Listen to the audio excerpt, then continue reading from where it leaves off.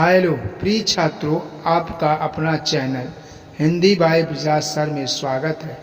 मेरे प्रिय छात्रों, आज हम पढ़ेंगे कक्षा 10 के हिंदी गद्य खंड में संकलित अध्याय मित्रता, जिसके लेखक आचार्य रामचंद्र शुक्ल जी हैं। आइए अब हम अपने अध्याय की ओर बढ़ते हैं। आज हम मित्रता अध्याय का भाग 2 पढ़ेंगे। इससे पहले हमारा भाग 1 अपलोड हो चुका है। भाग 1 देखने के लिए इस वीडियो के डिस्क्रिप्शन में जाएं और मित्रता भाग 1 के लिंक पर क्लिक करें। आइए अब हम दूसरा भाग पढ़ते हैं। मित्रता भाग 2। जो बात ऊपर मित्रों के संबंध में कही गई है, वही जान पहचान वालों के संबंध में भी ठीक है। जो बात ऊपर मित्रों के बारे में कहा गया है, वही अच्छे लोगों के संबंध में अच्छा होता है। जान पहचान के लोग ऐसे हों जिसमें हम कुछ लाभ उठा सकते हैं, जो हमारे जीवन को उत्तम और आनंदमय करने में कुछ सहायता दे सकते हूँ, यद्यपि उतनी नहीं जितनी गहरी मित्र दे सकते हैं। ऐसे मित्र होने चाहिए जिससे हम कुछ लाभ प्राप्त कर सकें, जो हमारे उन्नत और आनंदमय करने में कुछ सहायता कर सकें। ऐसे बहुत गहरे ही मित्र होते हैं। मनुष्य का जीवन थोड़ा है, उसमें खाने के लिए नहीं। मनुष्य का जीवन बहुत थोड़ा है, अच्छे मित्र को खोने के लिए नहीं है। यदि क, ख और ग हमारे लिए कुछ नहीं कर सकते हैं, न कोई बुद्धिमानी या विनोद की बातचीत कर सकते हैं, न कोई अच्छी बात बतला सकते हैं, न सहानुभूति द्वारा हमें ढाढ़स बढ़ा सकते हैं, न हमारे आनंद में सम्मिलित हो सकते हैं।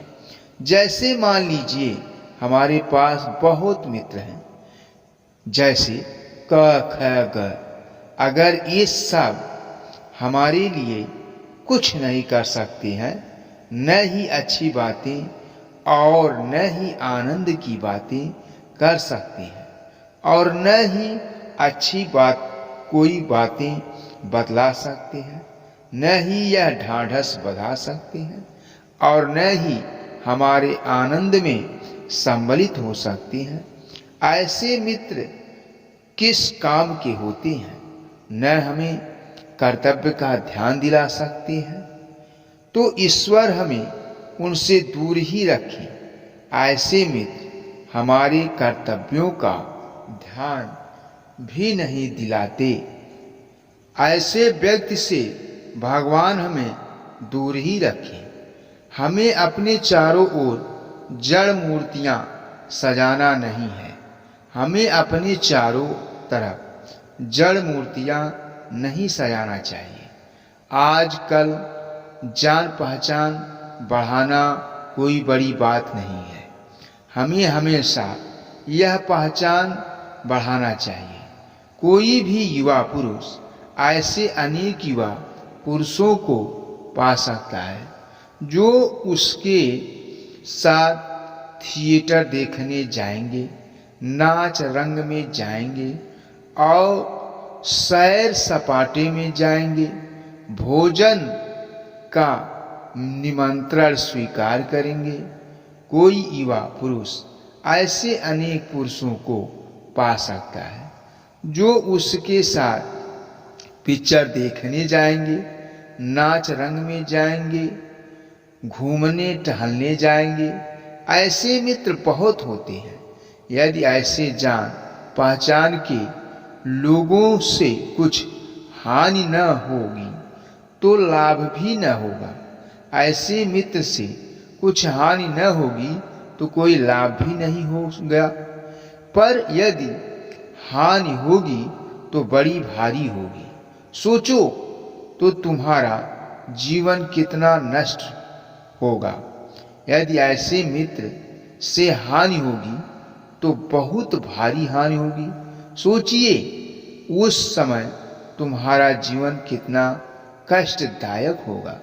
यदि ये जान पहचान के लोग उन मन चले युवकों में से निकले जिनकी संख्या दुर्भाग्यवश आजकल बहुत बढ़ रही है, यदि ये जान पहचान के लोग उन उचाकों पुरुषों में से निकले जिनकी संख्या आजकल बहुत तेजी से बढ़ रहा है, यदि उन सोहदों में से निकले जो अमीरों की बुराइयों और मूर्खताओं की नकल किया करती हैं, दिन रात बनाव सिगार में रहा करते हैं, महफिलों में ओ हो वाह वाह किया करते हैं, गलियों में ढूंढता मरते हैं और सिगरेट का धुआं उड़ाते चलते हैं। कुछ व्यक्ति ऐसे होते हैं जो अमीरों की बुराइयों और मूर्खताओं की नकल किया करते हैं, दिन रात बेकार में घूमा करते हैं और महफिलों में वाह वाह हमेशा किया करते हैं और गलियों में ठट्ठा मारते हैं और सिगरेट का धुआं उड़ाते चलते हैं। ऐसे नवयुवकों से बढ़कर शून्य निसार और शोचनीय जीवन किसका है? ऐसे युवकों से बढ़कर शोचनीय जीवन किसका है? वे अच्छी बातें के सच्चे आनंद से कोसों दूर हैं। ऐसे लोग अच्छी बातों से बहुत दूर होते हैं। उनके लिए न तो संसार में सुंदर और मनोहर मुक्त वाले कल हुए हैं और न संसार में सुंदर आचरण वाले महात्मा हुए हैं। ऐसे लोगों के लिए इस संसार में न तो सुंदर और मनोहर मुक्त वाले कब हुए हैं और न ही इस संसार में सुंदर आचरण वाले संत हुए हैं। उनके लिए न तो बड़े बड़े वीर अद्भुत कर्म कर गए हैं और न बड़े बड़े ग्रंथकार ऐसे विचार छोड़ गए हैं जिनसे मनुष्य जाति के हृदय में सात्विकता की उमंगे उठती है। ऐसे मित्र के लिए न ही बड़े बड़े वीर अद्भुत कर्म कर गए हैं और न ही बड़े बड़े ग्रंथकार भी ऐसे विचार छोड़ गए हैं जिनके लिए मनुष्य जाति के हृदय में उमंगे उठती हों। उनके लिए फूल पत्तियों में कोई सौंदर्य नहीं, झरनों के कलकल में मधुर संगीत नहीं, आनंद सागर तरंगों पर गंभीर रहस्यों का आभास नहीं। ऐसे मित्रों में सौंदर्य नहीं, जिस प्रकार झरनों में कलकल की मधुरता होती है वैसा आभास न ही होता है। उनके भाग्य में सच्चे प्रयत्न और पुरुषार्थ का आनंद नहीं, उनके भाग्य में सच्ची प्रीति का सुख और कोमल हृदय की शांति नहीं। ऐसे लोगों के भाग्य में सच्चे प्रयत्न और पुरुषार्थ का सुख नहीं होता। सुख और कोमल हृदय को शांत नहीं मिलती। जिनकी आत्मा अपने इंद्रिय विषयों में ही लिप्त है, जिनका हृदय न्यासियों और कुत्सित विचारों से कलुषित है, ऐसे व्यक्ति को कभी मित्र नहीं बनाना चाहिए।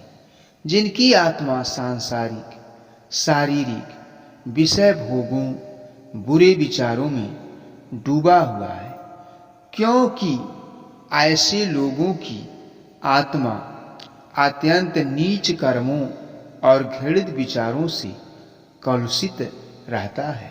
ऐसे नाशोन्मुख प्राणियों को दिन दिन अंधकार में पतित होते देख कौन ऐसा होगा जो तरस न खाएगा। उसे ऐसे प्राणियों का साथ न करना चाहिए। निश्चित रूप से ऐसा व्यक्ति विनाश की तरफ अग्रसित रहता है। पतन के अंधकार में प्रतिदिन गिरते देखकर ऐसे व्यक्ति पर किसको तरस नहीं आएगा। यह सोचने का विषय है कि ऐसे पतित व्यक्ति के साथ कौन रहना चाहेगा। निश्चित रूप से कोई नहीं। मकदूनिया का बादशाह डेमेट्रियस कभी कभी राज्य का सब काम छोड़ अपने ही मेल के 10-5 साथियों को लेकर विषय वासना में लिप्त रहा करता था। मकदूनिया का राजा डेमेट्रियस अपने राज्य का सब कामकाज छोड़कर 10-5 लोगों को लेकर विषय वासना में लिप्त रहता था। एक बार बीमारी का बहाना करके इसी प्रकार वह अपने दिन काट रहा था। एक बार वह बीमारी का बहाना करके अपने दिन काट रहा था। इसी बीच उसका पिता उससे मिलने के लिए गया और उसने एक हंसमुख जवान को कोठरी से बाहर निकलते देखा। एक बार उसके पिता उससे भेंट करने के लिए आया। तभी उसने कोठरी से एक हंसमुख व्यक्ति को निकलते देखा। जब पिता कोठरी के भीतर पहुंचा तब डेमेट्रियस ने कहा, ज्वर ने अभी छोड़ा है। पिता ने कहा, हाँ ठीक है, दरवाजे पर मुझे मिला था। जब उसके पिता घर के अंदर पहुंचा तब डेमेट्रियस ने कहा, अभी मुझे बुखार छोड़ा है। तब पिता ने कहा, हाँ तुम ठीक कहते हो, क्योंकि वह दरवाजे पर मुझसे मिला है। कुसंग का ज्वर सबसे भयानक होता है। बुरी संगत भयानक रोग सदृश है। यह केवल नीति और सद्वृत्ति का ही नाश नहीं करता, बल्कि बुद्धि का भी क्षय करता है। यह अच्छे गुणों का विनाश करने के साथ बुद्धि को भी नष्ट कर देती है। किसी युवा पुरुष की संगत यदि बुरी होगी तो वह उसके पैरों में बधी चक्की के समान होगी। यदि किसी युवक की संगत बुरी हो गई तो वह पत्थर की चक्की की भांति इसके पैरों में बध जाती है, जो उसे दिन दिन अवनत के गड्ढे में गिराती जाएगी। और यदि अच्छी होगी तो सहारा देने वाली बाहों के समान होगी, जो उसे निरंतर उन्नत की ओर उठाती जाएगी। वह गतिहीन हो जाता है, उसकी बुद्धि नष्ट हो जाती है, वह दिन प्रतिदिन विनाश के गर्त में गिरता चला जाता है।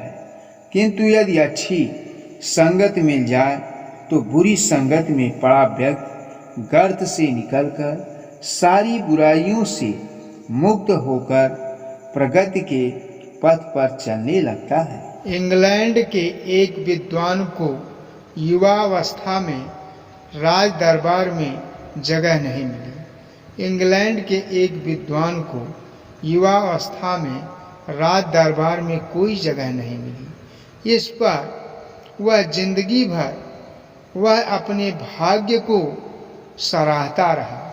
वह व्यक्ति पूरे जिंदगी भर अपने भाग्य को कोसता रहा। बहुत से लोग इसे अपना बड़ा दुर्भाग्य समझते, पर वह अच्छी तरह जानता था कि वह बुरे लोगों की संगत में पड़ता जो उसकी आध्यात्मिक उन्नति में बाधक होते। मानव के मन पर बुरी बातों का प्रभाव बहुत जल्दी पड़ता है। बुरी संगत सदैव व्यक्ति की उन्नति में बाधक होती है। बहुत से लोग ऐसे होते हैं जिनके घड़ी भर के साथ से बुद्धि भ्रष्ट हो जाती है। समाज में अनेक ऐसे लोग होते हैं जिनका कुछ देर का साथ भी व्यक्ति की बुद्धि को भ्रष्ट कर देता है, क्योंकि उतने ही बीच में ऐसी ऐसी बातें कही जाती है जो कानों में न पड़नी चाहिए, क्योंकि अच्छी बातों की अपेक्षा बुरी बातों का प्रभाव बहुत जल्दी पड़ता है और अधिक देर तक रहता है। कुछ लोग थोड़ी ही देर में ऐसी ऐसी घिनौनी बातें कह डालते हैं जो सामान्य व्यक्ति के कहने या सुनने योग्य नहीं होती। चित्त पर ऐसे प्रभाव पड़ते हैं जिनसे उसकी पवित्रता का नाश होता है। उनकी बातें सामान्य व्यक्ति की बुद्धि को भी भ्रष्ट कर देती है और मन की पवित्रता को भी नष्ट कर देती है। बुराई अटल भाव धारण करके बैठती है। बुरी बातें हमारी धारणा में बहुत दिनों तक टिकती है तथा हमारे मन में भी बुरे विचार पनपने लगते हैं। यह मानव मन का स्वभाव है कि बुरी बातों का प्रभाव अच्छी बातों की अपेक्षा जल्दी होता है। इस बात को प्रायः सभी लोग जानते हैं कि भद्दे व फूहड़ गीत जितनी जल्दी ध्यान पर चढ़ते हैं उतनी जल्दी कोई गंभीर या अच्छी बात नहीं। बुरी संगत के शीघ्र होने वाले प्रभाव को बताते हुए शुक्ल जी कहते हैं कि भद्दे व अश्लील गीत जितनी जल्दी व्यक्ति की जुबान पर चढ़ जाते हैं उतनी जल्दी कोई लाभदायक या गंभीर बात याद नहीं होती। एक बार एक मित्र ने मुझसे कहा कि उसने लड़कपन में कहीं से एक बुरी कहावत सुन पाई थी जिसका ध्यान वह लाख चेष्टा करता है कि न आए, पर बार बार आता है। बचपन में कहीं कुछ बुरी कहावत सुन लेते हैं जिसका ध्यान हमेशा रहता है। वह लाख प्रयास करता है कि यह बात न आए, परंतु वह आता रहता है। जिन भावनाओं को हम दूर रखना चाहते हैं, जिन बातों को हम याद करना नहीं चाहते, वे बार बार हृदय में उठती है। जिन बुराइयों को हम दूर रखना चाहते हैं वह बार बार अनायास ही हृदय में उठती रहती है और वे ढलती है। ततः तुम पूरी चौकसी रखो। ऐसे लोगों को कभी साथी न बनाओ जो अश्लील, अपवित्र और फूहड़ बातों से तुम्हें हंसाना चाहें। बुराई पर हमें हमेशा चौकसी रखनी चाहिए और बुरे लोगों को कभी मित्र नहीं बनाना चाहिए जो हमेशा अश्लील, अपवित्र और फूहड़ बातों से हंसाते रहते हैं। सावधान रहो। ऐसा न हो कि पहले पहल तुम इसे एक बहुत सामान्य बात समझो और सोचो कि एक बार ऐसा हुआ फिर ऐसा न होगा, अथवा तुम्हारे चरित्र बल का ऐसा प्रभाव पड़ेगा कि ऐसी बातें बकने वाले आगे चलकर आप सुधर जाएंगे। नहीं, ऐसा नहीं होगा। ऐसे व्यक्तियों से सावधान रहना चाहिए और हमेशा ध्यान रखना चाहिए। मान लो कि एक बार गलती हो गई, अब फिर न हो।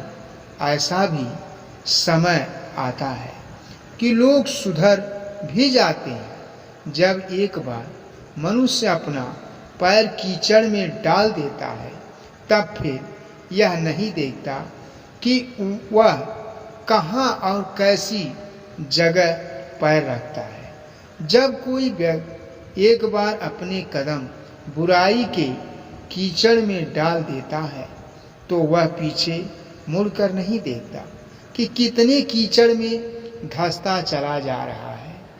धीरे धीरे उन बुरी बातों में अभ्यस्त होते होते तुम्हारी घृणा कम हो जाएगी।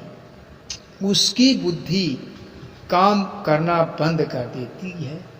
वह उचित अनुचित सब भूल जाता है।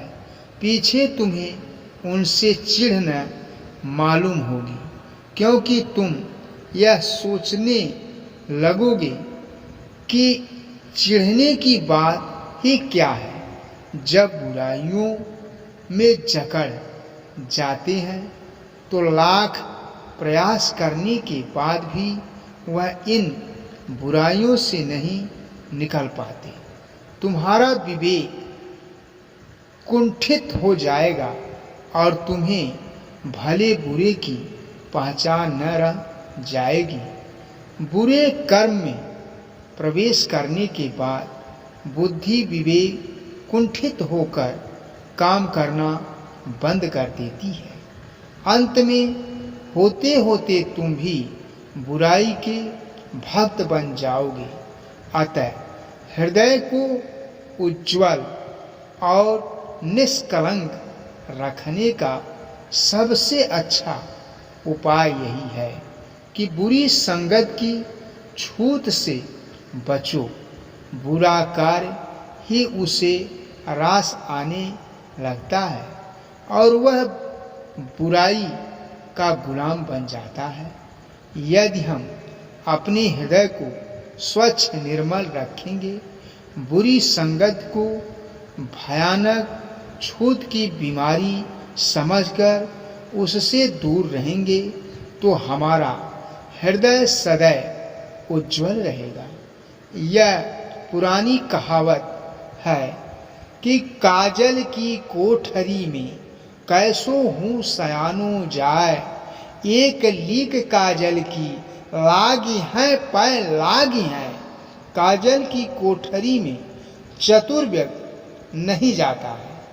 अगर उस कोठरी में जाता है तो कालिख काजल लग जाएगा जो उसमें काजल भरा हुआ है।